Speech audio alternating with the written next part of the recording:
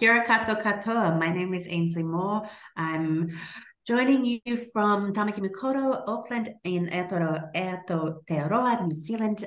I have the privilege of leading the Oceania regional chapter for CANIE and joined by the senior leadership group here, Fiona White, who is the Vice President, and Katie Padilla, who is the recently elected Secretary of the chapter. I'm delighted that you could join us, and this will be the first session of Climate Action Week for 2023. We are hoping this session provides an opportunity for you to learn more about how you can engage with the Oceania chapter, as well as point the way forward for some of the opportunities you have to engage with Climate Action Week over the coming days. We'll jump to the next slide and talk briefly about what it is that CANIE is and why. We have established inside the chapter a Padlet that gives you an opportunity to click in and add your details so you understand who else is in the membership, how you can connect with them, and see where the correlation between what you're trying to achieve and what others are trying to achieve and the motivations for why you're there is available.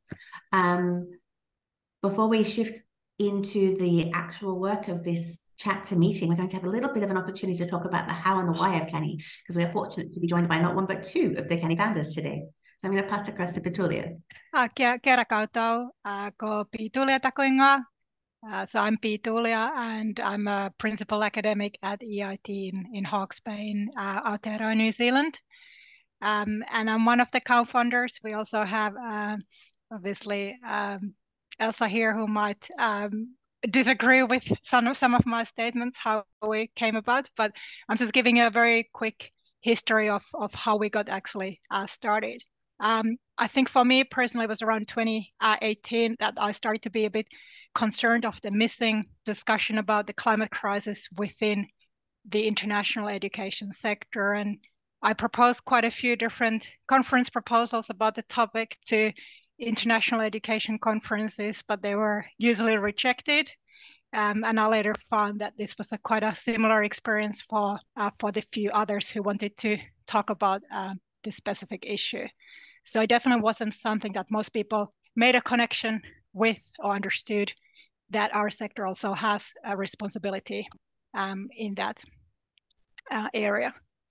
And in 2019, I think I saw Elsa facilitating a session, a webinar for IEAA in Australia about climate crisis, and straight away I reached out to her on LinkedIn, introducing myself and asking whether we could potentially do some work together.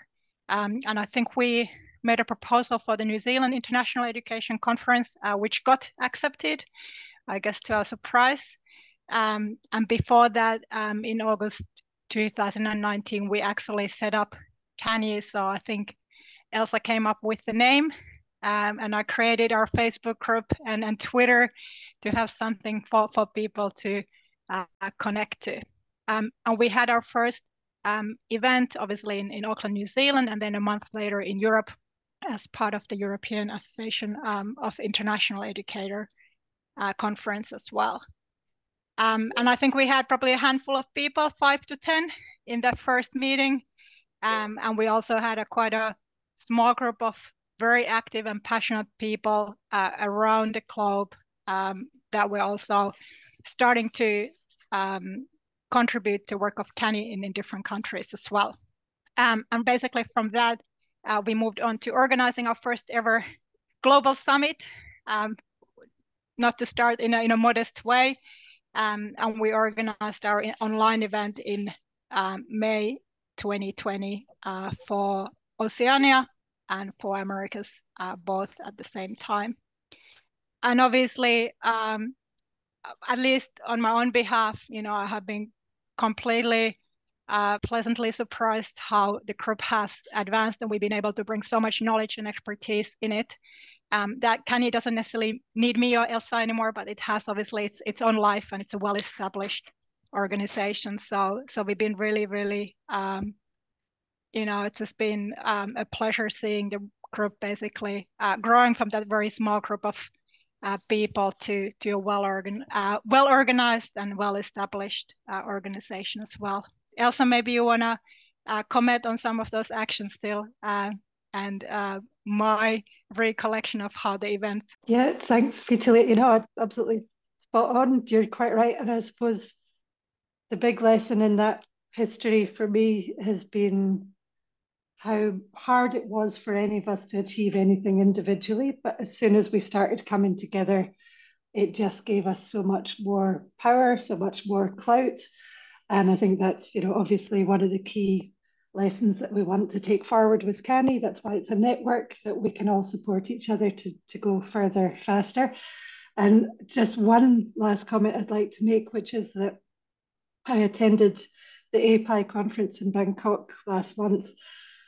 And for those of you who were there, you know, many of you were, I know you might, this might resonate with you, but what progress we've made as a sector. Almost every session had something to do with climate action or sustainability. I have never been so torn by which sessions to attend. It was literally, it wasn't just this is the theme of the conference and then there's the occasional topic. It was full on throughout, and it showed the breadth and depth of the initiatives that people around the world are already working on. So it actually made me see that we have, as a sector, come so much further than I had hoped in a shorter time. So really, really encouraging. And obviously great to see everyone here as well for this latest Climate Action Week. Thank you, Elsa, and thank you, Petulia. I am delighted that you could join us from this session to provide that context in how we come to be here. We're specifically here today as an Oceania chapter, so it's helpful to understand how the chapters fit into the work of CANIE overall. So CANIE is, as the slide tells you, a volunteer-run organization with a global board. We are fortunate, in fact, to have a number of global board members in the meeting here today. Ine, Petulia, Fraser, Elsa, CJ, and I all serve on the global board in various functions. I serve on the global board because I am the president of the Oceania chapter, and the global board also features the presidents of the Europe and Americas chapters. The way in which the volunteer service aspect of CANIE membership often plays out is through global working groups. And there are a number of working groups that are common themes all the time and other working groups that are particular projects. For example, there was a great deal of work done over the last year and a half on the CANIE Accord as a particular project, developing the background documents, but also guiding the process for identifying what is a CANIE signatory, how do we recognize them, how do we seek and engage our colleagues around the world to become signatories to the CANIE Accord. And that is a piece of work that is ongoing. There are also working groups that are more permanent, for example, the marketing communications, the climate justice working groups, and also relatively fresh and new, the fundraising working groups. There are opportunities for anybody who is a CANIE member to get involved in those working groups, and that's going to form the basis of what we talk about here today. But to come briefly back to the Oceania chapter, I think when we talk about what an Oceania chapter meeting or membership is, the chapter runs events in that we have a once a month meeting of about 45 minutes, sometimes longer if we keep talking. And we invite CANIE members from across the Oceania region to participate in those meetings. We also sometimes gather together in places where international education conferences are happening. For example, the most recent API conference in Bangkok, which Elsa referred to, we had a number of CANIE specific sessions at that conference. One was a workshop which Elsa, Fiona, and I ran on how to become a signatory of the CANIE Accord and how you can develop your advocacy agenda to persuade your organization to become a signatory of the CANIE Accord. We also held a networking session at the close of API that enabled people who had connected with the sustainability agenda throughout that conference, which, as Elsa said, was particularly heavy on climate action sustainability content, to come together to reflect on what they had learned and how they could apply what they had learned as a collective through CANIE. And I have to say, what Elsa said resonates with me. I feel strongly that the dialogue, the conversation has changed over the last year amongst international education practitioners. And very rarely do I need to explain what CANIE is anymore. I think there's much more awareness of the agenda and what we're trying to do. There are a couple of streams of work that are particularly interesting at the minute, and one is the Greening Conferences working group. We're not going to talk about that here, but perhaps we can add it at the close. Lastly, I would want to say that the work of CANIE is being recognised, both as receiving the EAIE President's Award at last year's conference in Barcelona, as well as being recognised as a finalist in the Pioneer of the Year Awards in London, also in September. There is recognition of the work we are doing, and I think that is helping us to grow the number of people working in international education who want to be involved in these important initiatives. I'm going to hand over now to, is it Fiona? I mean, maybe she's going to... A few words from me first. Hi, everybody. So I've just had some details provided to us from Kelly, who's a very active CANIE member. And she's going to be running a dialogue about working groups, because it can be challenging sometimes to know how to get involved, what a working group is, how much you're expected to put into that. So there's going to be a session or a conversation on Tuesday, the 2nd of May, and I will put the registration for that in the chat just now. So the idea of that is to talk about the different types of roles that are available, and those roles are available on a global scale and in the chapters themselves. So within Oceania, it would be great to have activity with and representation in all of these types of roles within our chapter to help with things like fundraising, creating podcasts, creating content for the website. So the agenda is to discuss the overall game plan of podcasts and what can be created within our region, or maybe how to create those, who would be best to reach out to. Developing a point for volunteers to use as resources, coming up with ideas and brainstorming different podcasts, but also I think more generally just about what you would like to contribute and what skill set or networks you have available to yourself that you can bring into CANIE to really help build some of these areas. So I encourage you to register for that session. I will be registering as well, and it's at 4 p.m.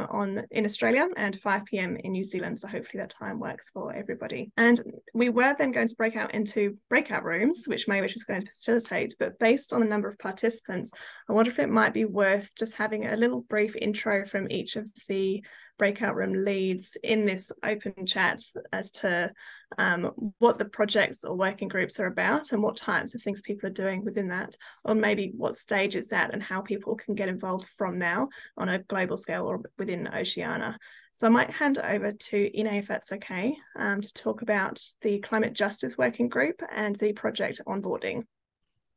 Hello, everyone. My name is Ine Williams, and I've been with CANIE now since August 2020, and happy to represent the Climate Justice Working Group. I'm a co-chair of that group, and the onboarding project was a team project with one representative from every single existing region. So that was a wonderful experience to get that together with input from everyone.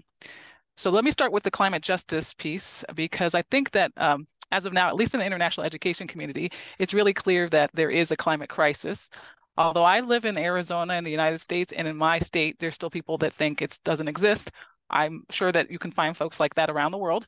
But one of the things that's very clear when you do understand the climate crisis is happening is that it's not impacting everyone in the same way. In some cases, just over these last 3 years, it's been very clear that a lot of the big, huge climate movement organizations were not considering those disproportionate impacts that were happening to people that were being impacted by the climate crisis, including folks that often have been fighting for years, just didn't have a voice that was given space to talk, or weren't able to find a place to put their voice. So now things are starting to change. People are starting to acknowledge this. And the Climate Justice Working Group wants to make sure that when we're talking about climate change and the climate crisis and climate solutions in the space of international education, that we're also considering what does that look like from different perspectives? How do we address the history that often comes with injustice? And what does that look like in the space of not just education, but international education? So it's a really wonderful group, because I think it's a topic that makes people a little nervous sometimes, but we've created this really safe space to Bring whatever you need to the table to clarify things and not feel like you or think something bad about you because you don't know something, for example. We're all still learning, and we're all still trying to focus on ways to address how we can move forward in CANIE, keeping justice at the center of the conversation. Because if you are making changes and solutions without considering the impacts are different, we're not really addressing climate change justice at all. We're not really doing anything. If we're not doing that, we're leaving a lot of people behind. We're leaving a lot of people out of the solutions. So that's climate justice in a nutshell. And I just want to point this out because this is kind of why this group started. We, the other co-chair, her name is Adrienne Fusek. We were talking about how we overheard people often say, oh, well, I really can't speak to that because, I don't know much about it. I'm not an expert. I don't have to deal with that. So there's this fear associated with, well, if I don't fit, let's say I'm not a part of a marginalized community or something like that. People have this idea that they couldn't speak on this topic. And that is exactly opposite of the truth. So I'd invite you all to join the Climate Justice Working Group. Even if you're just curious and you want to know how to get started talking about it, it's a great space for that. Now, with the onboarding, that was a project team, and we wanted to really figure out a way to outline to the entire organization what might be best to help people feel like when they first get started with CANIE, that they had a clear start to get involved and understand where they were in the bigger picture of CANIE.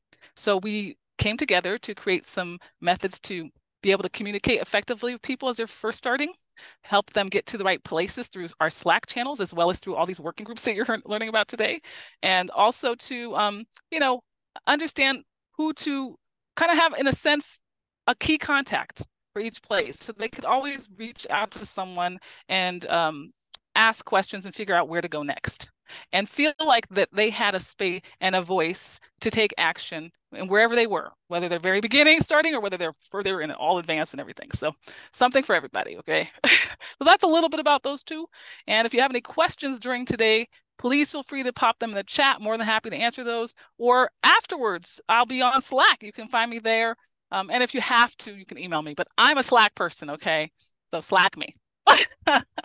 Thank you, Ine. That's great. I can personally attest to Ine's enthusiasm and passion in those areas, and she's exceptional at communicating about them, particularly as me coming from no idea what climate justice meant probably a year or so ago. I now feel a little bit more versed, but I encourage you to engage in conversations with Ine about it because it's fascinating and a very important area to understand as well. Let's switch over to CJ, if that's okay, for a little brief on the marketing work that's going on. Following Ine is always so tough with the enthusiasm, but I am going to come for it as much as I can. It's super nice to be meeting. Thanks so much for having us. My name is CJ Tremblay. My pronouns are she and her, and I'm based in Vancouver, Canada, which might seem far, but kind of only 5 to 7 hours behind. Just like 5 to 7 hours ahead, but just yesterday. So it's about 6 o'clock Sunday night right now. And so I'm one of the founding members of CANIE, sort of inserted myself into what Petulia and Ailsa were doing and there was no one in Canada. So I just like involved myself and super glad that I did. I get to work with Ailsa and Fraser on the board leadership team. I'm a marketer and stakeholder relations communications person by trade.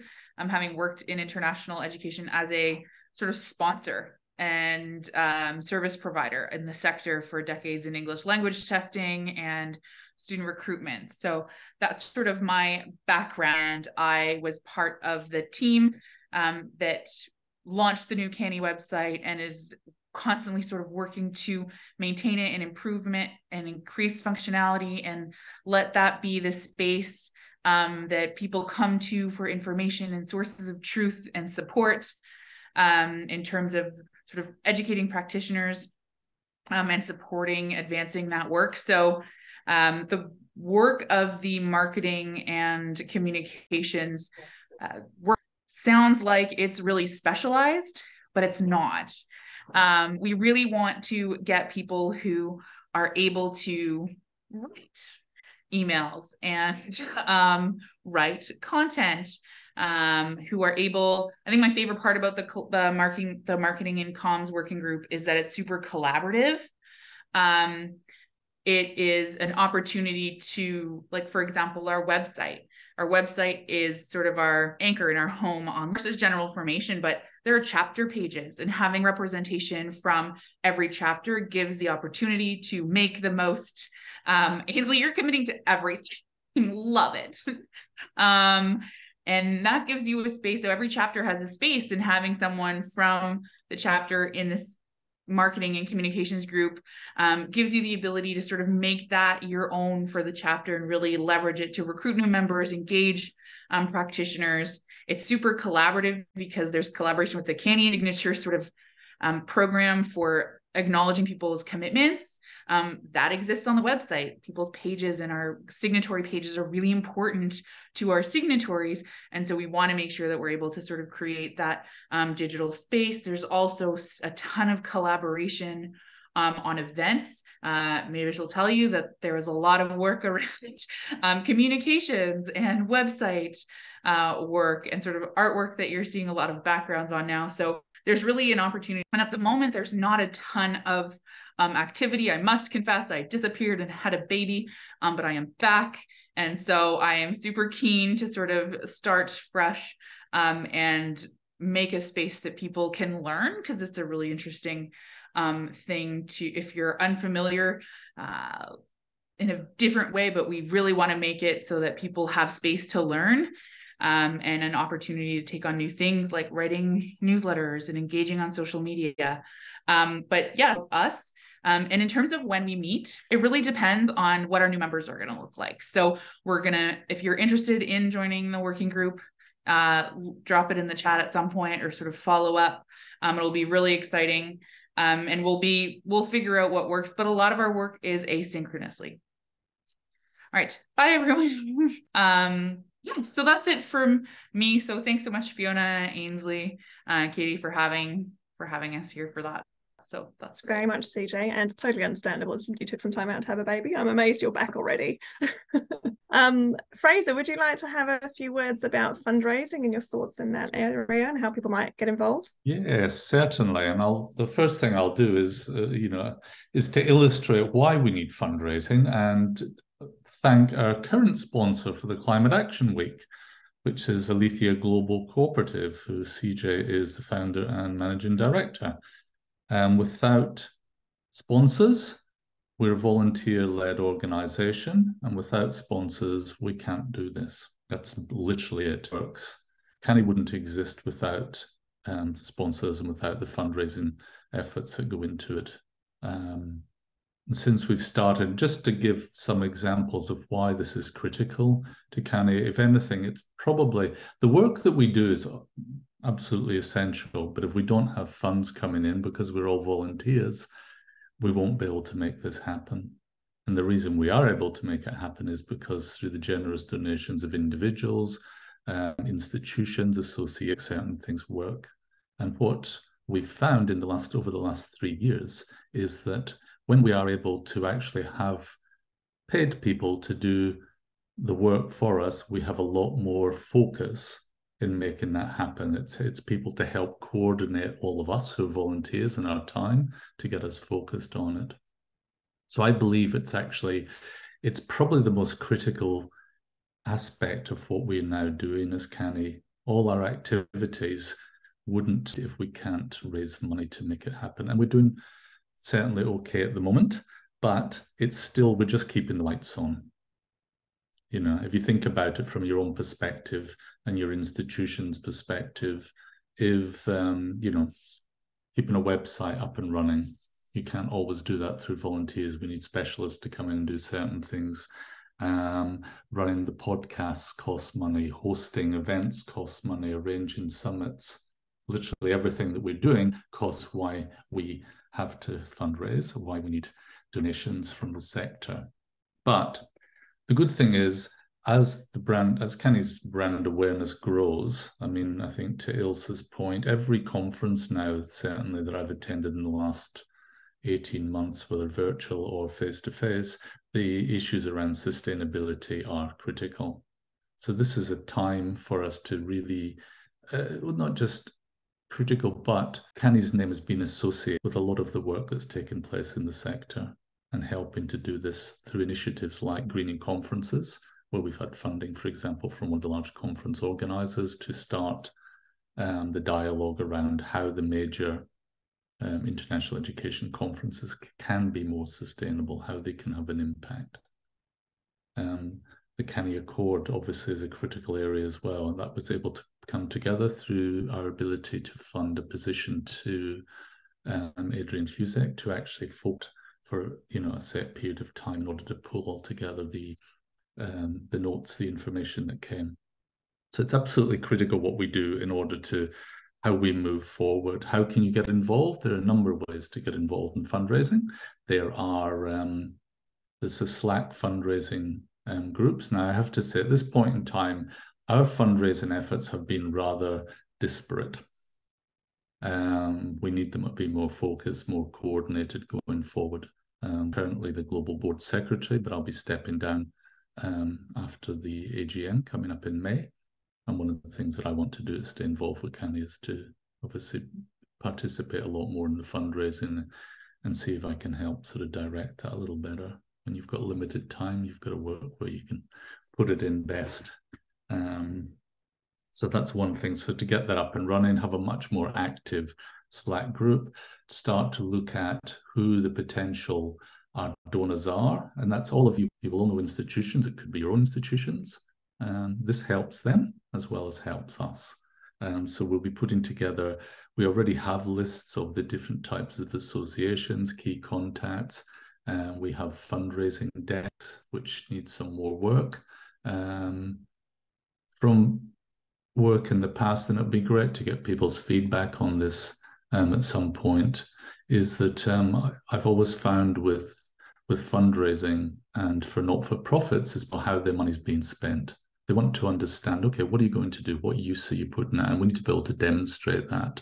I think we have some really good outcomes from the last 2 years about how we've used, pretty much a very small amount of donations compared to the output of work that has gone through. So I think as far as bang for their buck from sponsorship perspective, individuals, institutions and associations can actually benefit a lot from money. And so make sure, I think I'm talking to a group that's already registered. You're all members. We're a small team. And we have individual donations. The one thing that helps keep the lights on, I think, is more fundamental. There are two approaches. One is obviously fundraising for particular and specific events like Climate Action Week to make it happen, which you run twice a year. But also the one that really benefits us is the recurring sponsorships. So how we reach out to individuals or organizations to actually contribute every month. They're the things that help keep the lights on. They're the things that will allow us to pay for volunteers to actually spend more dedicated time working on the actions that we're working on. So please hit me up. I'm probably I'd like to say I'm like Ian, very active on Slack, but that would be a sad mistruth. So please email me, WhatsApp me, and I will be more on Slack. Thank you. Thank you very much, Fraser. There's an action takeaway from the meeting for Fraser to get onto Slack. There you go. Is that the only one? I think there's many of us who could put that on their action item list, myself included. Thank you. No, it's really important to hear about that, and I really look forward to seeing where that goes once you step down from all the time you spend on the board and put all that time into fundraising. Hopefully 2023 will be prosperous for CANIE. Petulia, would you be happy to talk to the Content and Resource Library a little bit? Yeah, so I'll talk a little bit, but Ine was actually somebody who was leading this work, so I'll invite Ine to also discuss a few of the aspects as well. So we all know that resources and evidence are important. We have stakeholders who know about, what are the issues, what are the solutions. They want to learn about best practices and what everybody else is doing. And as part of that work stream, we did set up a resource library on the CANIE website, and I have also shared the link with you in the chat. So it includes resources for specific aspects such as carbon offsetting, climate action, and tools that are available. So some of the key principles obviously are resources that are free, accessible, so we create open access, but there are also ways for people to communicate resources that might be behind paywall to be free for members as well. For example, by writing short summaries or contacting the copyright holders to see if we could actually share them with our membership as well. And as part of that work stream that Ina was leading and can talk more about, we have already developed guidelines for how do we actually vet resources, what to make available, what to actually add on our website, and a system we can use to rate resources for specific aspects. Are they relevant for our membership? And do they actually provide support and help for people when taking action as well? We are currently hoping to find somebody to lead this work stream. Again, Ina is obviously very busy with the other aspects as well. So we're very much welcoming anybody who wants in this aspect.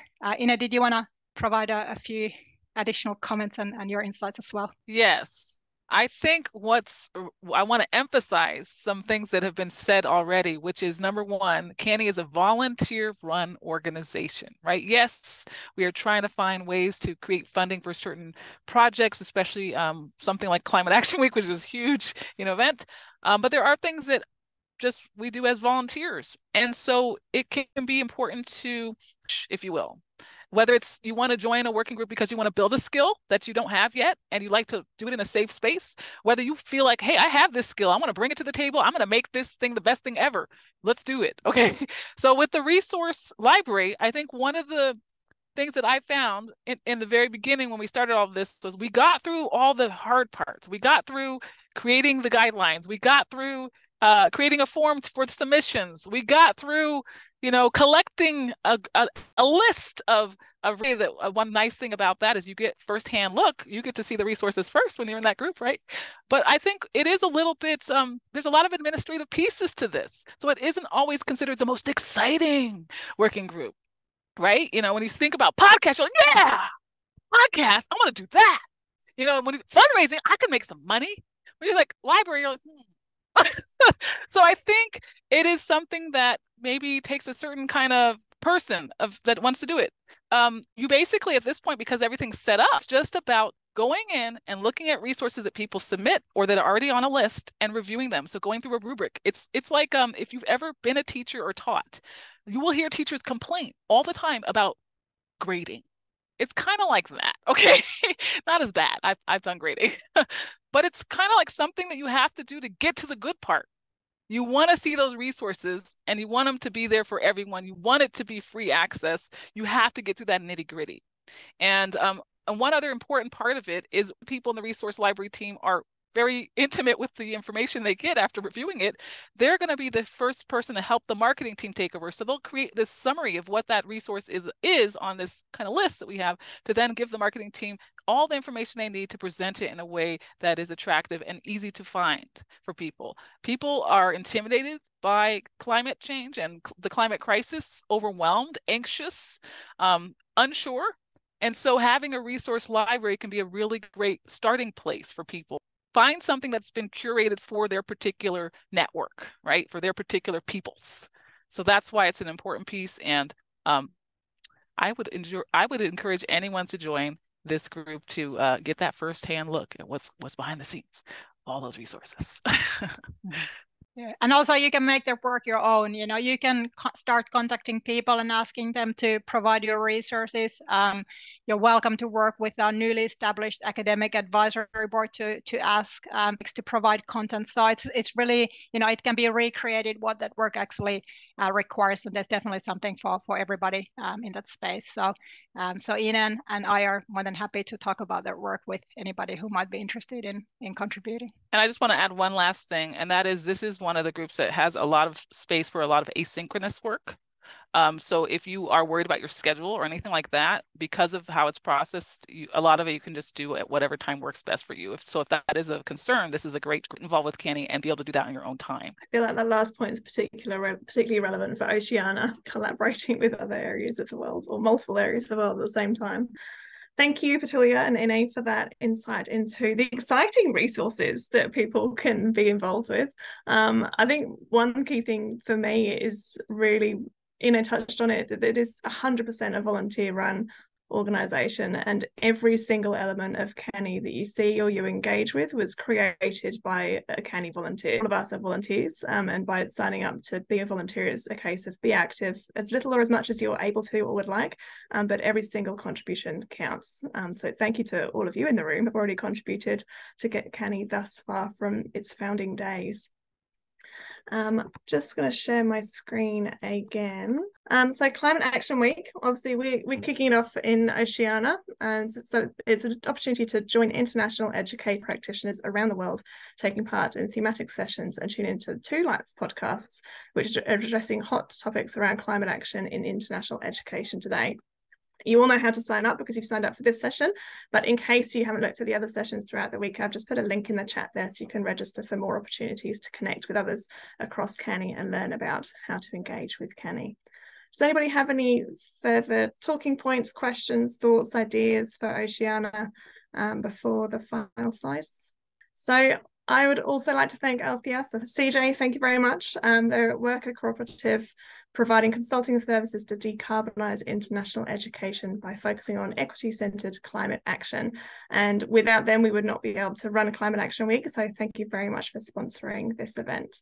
For anybody out there watching this back on record, we encourage you to sign up to be a CANIE member.